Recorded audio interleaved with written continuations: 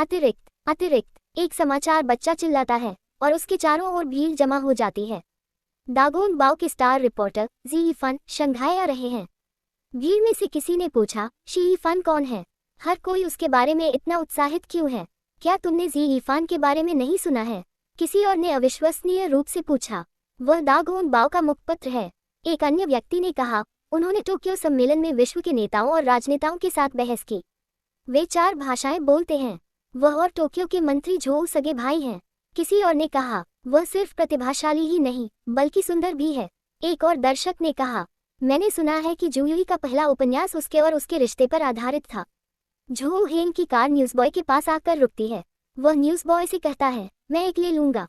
जी हाँ सर, समाचार लड़का जवाब देता है। झोउ हेंग ने आपत्तिजनक अखबार का लेख पढ़ा। फिर उसने अखबार को फाड़ दिया और उसके टुकड़ों को कार से बाहर फेंक दिया। जैसे ही वह गाड़ी चलाकर चला जाता है, वह सोचता है, जी यीफन, तुम्हारी टाइमिंग एकदम सही है। स्टूडियो में जुयुई यानमेई की अनुपस्थिति में एक ग्राहक की सेवा कर रही है। आप अभी भी मेरी तस्वीर नहीं ढूंढ पाए? ग्राहक पूछता है, जबकि जुयुई एक दराज में बेकार में खोजबीन कर रही है। मुझे खेद है, जुयुई ने कहा। कृपया यही प्रतीक्षा करें और मैं डाकरूम में जाकर जांच करूंगी। जुयुई डाकरूम की ओर जाती है। वह दरवाजा खोलती है और देखकर हैरान हो जाती है। ... एक आधा अधूरा लकड़ी का पालना जो प्रकाश की एक किरण से नाटकीय ढंग से जगमगा रहा था। जुयुई प्यार से पालने को सहलाती है। उसे याद आता है कि यानमेई उससे कह रहा था, उफ, मुझे डर था, मैं नींद में बहुत ज्यादा हिलूंगी, मैं बच्चे को कुचल सकती हूँ। शुयुई को एहसास हुआ कि इसीलिए वह रात को सो नहीं पा रही है। वह चुपके से ये सब बना रही है। वह याद करती है कि यानमेई ने अपने कानों में ईयरप्लग लगा रखे थे। जब उसने मेरे कानों में रुई लगाई तो ऐसा इसलिए नहीं था कि उसे चिंता थी कि मेरे खर्राटों की वजह से बच्चा जाग जाएगा, बल्कि शायद इसलिए कि उसे लगा कि लकड़ी के काम की आवाज़ से मैं जाग जाऊंगी। ऐसा लगता है कि मैं किसी बात की चिंता नहीं कर रही थी। जुयुई घंटियों की छोटी सी माला को ऊपर उठाती है जिसे यानमेई ने पालने पर लटका दिया है। तुम सच में बहुत बेवकूफ़ हो, वह जोर से कहती है। क्या तुम ये सब इसलिए कर रहे थे ताकि मुझे सरप्राइज दे सको? क्या मुझे तुम्हारे साथ चलना चाहिए और हैरान होने का नाटक करना चाहिए? अपनी कल्पना में जुयुई खुद को यानमेई के साथ डाकरूम में चलते हुए देखती है। यानमेई का हाथ उसकी आंखों को ढांक रहा है। तुम क्या कर रहे हो? वह खुद से पूछती हुई कल्पना करती है। यानमेई अपना हाथ नीचे गिरा देती है और जुयुई प्रसन्नतापूर्वक आश्चर्य से देखती है। ... तैयार पालने के पास, जबकि यानमेई उसे आत्मसंतुष्ट भाव से देख रही है। वाह, जुयुई ने खुद को ये कहते हुए कल्पना की, क्या तुमने इसे बनाया है? अपनी कल्पना में जुयुई यानमेई की और भी तारीफ करती है, जबकि यानमेई इस प्रशंसा का आनंद लेती है। ये बहुत बढ़िया है, तुम एक पेशेवर बढ़ई हो सकते हो। जुयुई ने कल्पना की कि वह कृतज्ञता में यानमेई को अपनी बाहों में भर रही है। धन्यवाद वेई। यानमेई प्रसन्न होकर काल्पनिक पूंछ हिलाता है। असली दुनिया में वापस आकर जुयुई खुशी से अपने गालों पर हाथ रखकर ताली बजाती है। जब वह घर आएगी तो मैं भी ठीक इसी तरह खेलूंगा। वह अपने पेट को कोमलता से पकड़ती है। बेबी, ये तुम्हारी माँ वेई की ओर से तुम्हारा स्वागत उपहार है। क्या तुम्हें ये पसंद है? तभी ऊपर से ग्राहक ने आवाज लगाई, क्या आपको वह मिल गया? जुयुई चौंककर अपने होश में आती है। मैं भूल गई कि मैं क्या कर रही थी। वह ग्राहक की तस्वीर ढूंढती है और चिल्लाती है, मिल गई। जैसे ही वह वापस ऊपर की ओर जाती है, जुयुई फर्श पर पड़े लकड़ी के टुकड़े से टकराती है। अपना संतुलन बनाए रखने के लिए वह एक साधारण दिखने वाली फ्रेम वाली तस्वीर को पकड़ लेती है। ... और तस्वीर एक झटके के साथ एक तरफ खिसक जाती है और आग्नेयास्त्रों का एक चयन सामने आ जाता है। जुयुई उन्हें घूरती है। यह क्या है? ग्राहक ने फिर से फोन किया, क्या आप जल्दी कर सकते हैं? क्या यहाँ कुशलता का मतलब यही है? जुयुई जल्दी से ऊपर चली जाती है। आपकी तस्वीर, वह उदासीनता से कहती है और उसे ग्राहक को सौंप देती है। ग्राहक अधीरता से उसे उससे छीन लेता है। ईमानदारी से। ग्राहक के चले जाने के बाद जुयुई नीचे की ओर जाकर हथियारों के भंडार को देखने लगती है। वह वास्तव में किस तरह की व्यक्ति है? जुयुई सोचती है। उसे एक और फ्लैशबैक याद आता है। जिस रात झांगवान की मृत्यु हुई, जब मैं पुलिस स्टेशन में अपना बयान दे रहा था, मैंने जियांग बिन को ये कहते हुए सुना। जुयुई को याद है कि जियांग बिन गोली को ध्यान से देख रहा था। जियांग बिन ने अपनी याददाश्त में कहा, झांगवान की मौत 7.92 मिलीमीटर स्पित्ज़र गोली से हुई थी। इनका इस्तेमाल आमतौर पर जर्मन निर्मित गेवेहर 98 बोल्ट एक्शन माउजर राइफलों में किया जाता है। जुयुई की याद में जियांग बिन आगे कहते हैं, यह एक प्रकार का हथियार है जिसका इस्तेमाल वास्तविक युद्ध के मैदानों में किया जाता है। ऐसा लगता है कि हमारे सामने एक कठिन चुनौती है। वर्तमान में वापस आकर जू युई ने राइफल को छुआ। एक गेविहार 98 राइफल। क्या यान वेई ने झांग वान की हत्या की होगी? वह आश्चर्य में पड़ गई।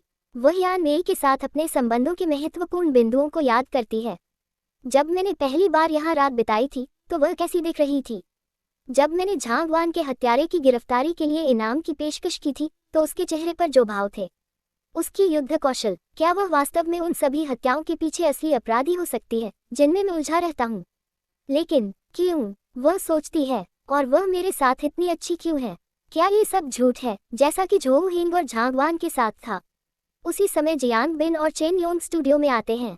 चेन योंग पूछता है, क्या यहाँ कोई है? उसी समय जियांग बिन और चेन योंग स्टूडियो में आते हैं। चेन योंग पूछता है, क्या यहाँ कोई है? जू योई ने उनका अभिवादन किया। जासूस जियांग, क्या मिस यान वेई यहाँ हैं? जियांग बिन ने पूछा। नहीं, जू योई ने कहा। क्या तुम्हें कुछ चाहिए था? जब चेन योंग तस्वीरों का अध्ययन करने के लिए गैलरी की दीवार पर जाता है तो जियांग बिन जू योई से कहता है, ये हुआ क्या है? हमें आज एक गुप्त सूचना मिली है कि जिस दिन पुलिस स्टेशन में आग लगी थी उस दिन आप यान वेई को पुलिस स्टेशन से तस्करी करते हुए देखी गई थी। क्या आप इस बारे में कुछ कहना चाहती हैं, मिस जू? जू युई को पुलिस स्टेशन में उस दिन की याद आ गई जब उसने यान वेई को एक दस्तावेज में आग लगाते हुए देखा था। अब मुझे एहसास हुआ कि वह शायद फाइलिंग रूम में सबूत नष्ट कर रही थी। मुझे पता है कि उसने झांग वान को मारा है। क्या मुझे पुलिस को बताना चाहिए? उसका हाथ उसके पेट पर चला गया, लेकिन उसने मुझे और बच्चे को बचाने के लिए अपनी जान भी जोखिम में डाल दी। उसे विचारों में खोया हुआ देखकर जियांग बिन पूछता है, मिस जू, क्या आप ठीक हैं? जू युई को होश आता है।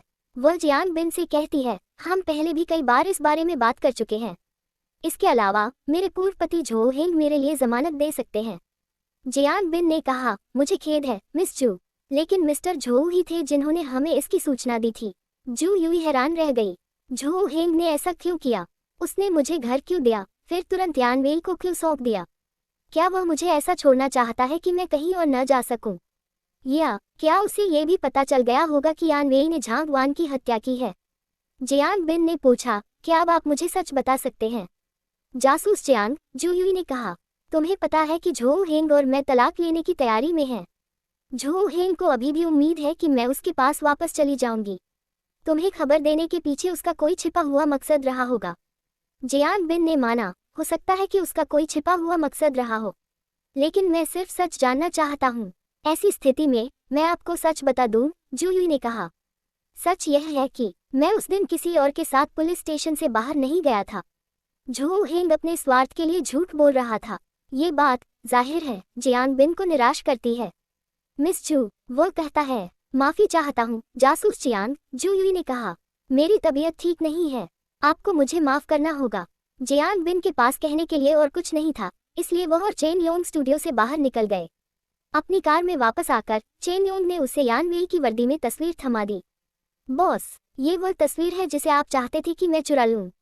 जियांग बिन तस्वीर का अध्ययन करता है। हमें किसी को बुलाकर इसका सावधानीपूर्वक विश्लेषण करवाना चाहिए, इससे हमें कुछ सुराग मिल सकते हैं। कार को उस गली में पीछे की ओर मोड़ो, वह चेन योंग से कहता है। हम वहां से जू युई पर नजर रखेंगे। चेन योंग ने सावधानी से कार को गली में पीछे की ओर मोड़ा।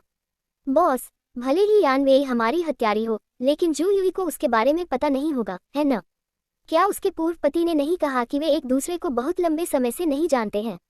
जू युई को यान वेई को बचाने की जरूरत क्यों महसूस हुई? जियांग बिन ने उससे कहा, सभी मजबूत रिश्ते समय बीतने के साथ नहीं बनते। क्या कहावत नहीं है, कुछ लोग कई सालों तक साथ रहने के बाद भी आपके लिए अजनबी रहेंगे। कुछ लोग ऐसे होते हैं जिनसे आप पहली मुलाकात में ही करीबी दोस्त बन जाते हैं। आधे घंटे बाद वे जू युई को स्टूडियो से निकलकर रिक्शा पर बैठते हुए देखते हैं। जू युई का अनुसरण करो, जियांग बिन आदेश देता है। जू युई उस बड़े सूटकेस को देखती है जिसे उसने रिक्शे पर अपने बगल में रखा है। यान वेई, तुमने मेरी जान बचाई और अब मैं तुम्हारी जान बचा रही हूँ।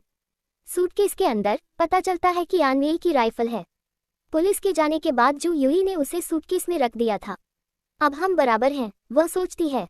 भले ही वह नाटक कर रहा हो, लेकिन झोऊ हिंग अब तक घर से बाहर निकल चुका होगा, वह सोचती है। चलो पहले झोऊ हवेली की ओर चलते हैं। झोऊ हवेली में झोऊ हिंग का सामना किसी और से नहीं बल्कि एजेंट बाई से होता है। तुम यहाँ क्या कर रहे हो? झोऊ हिंग पूछता है। एजेंट बाई बताते हैं, प्रकाशन कंपनी मुझे ढूंढ रही है। पहले कोई मुझे मारने की कोशिश कर रहा था। यह अच्छी बात है कि मैं भागने में कामयाब रहा। आपको मुझे पैसे देने होंगे ताकि मैं भाग सकूं, और आपको मेरे परिवार को कहीं सुरक्षित जगह पर ले जाना होगा, वरना। झू हेंग एक पल के लिए इस पर विचार करता है।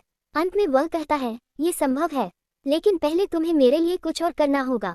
एजेंट बाई झो हवेली से उसी समय निकलती है जब जू यूई अपने रिक्शा में वहां से गुजरती है। वह आदमी वहां है, क्या वह एजेंट बाई नहीं है? वह सोचती है। वह जोर से रिक्शा चालक से कहती है, रुको। पास की छत पर छिपे यानवेई उसे देखकर चौंक जाते हैं।